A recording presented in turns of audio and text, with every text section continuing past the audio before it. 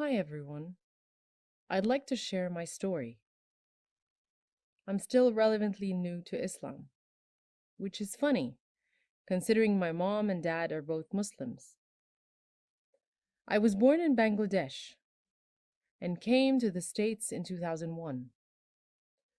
Growing up, although my parents encouraged us to be more into our religion, they never forced us to do anything. And I grew up not really caring too much about religion, and my brother is agonistic. Before I turned to Islam, I lived a life without caring too much about the consequences of my actions. I've lied to people, I stole money from my dad, I have deeply hurt others, and kept repeating actions I promised to change.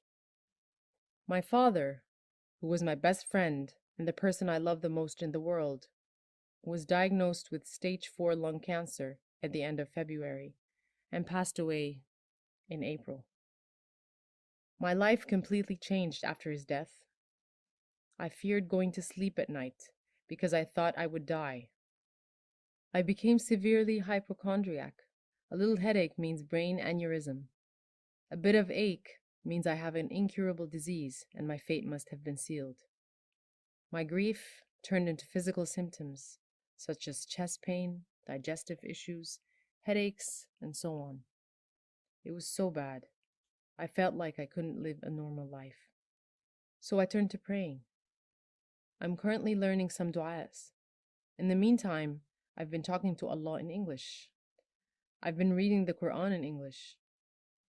I've been talking to my family and friends, people on the internet, watching YouTube videos. At the moment, my faith is still weak and shaken, but slowly I'm learning more about Islam. There are still many questions I have, but I realize that everyone's relationship with Allah is different. I just need to trust in Allah's plan for me. When I started praying and asking Allah to help me, but faced more hardships, including financial difficulties, we don't know if we will be able to live in our house. My brother is only a part-timer at Dunkin' Donuts. My mother doesn't work because she's disabled and cannot speak English. I'm still a student, and I'm getting rejected from every job I apply to. I would get angry and frustrated. What is the point of doing this, I wonder? But then I realized Allah has given me the greatest blessing of all: my father, my mother, and my brother. I was blessed with such a loving, kind, and supportive family. And I realized, because my Baba was such a kind and loving man, Allah loved him too much and didn't want him to suffer anymore. So Baba left us first. But now Baba doesn't have to breathe with an oxygen tank anymore. Baba can breathe freely, and he is with Dida and Dadu and all of his friends that also passed away. Every night, I pray for Allah to keep us healthy, for me to wake up another day and live a long life with my Amu and Bahaya. And every day Allah gives me that, and I'm so thankful. I'm so thankful to Allah for giving me this opportunity to live, and I'm so ashamed of my past. But turning to Allah for Allah's guidance is helping me live a much better life.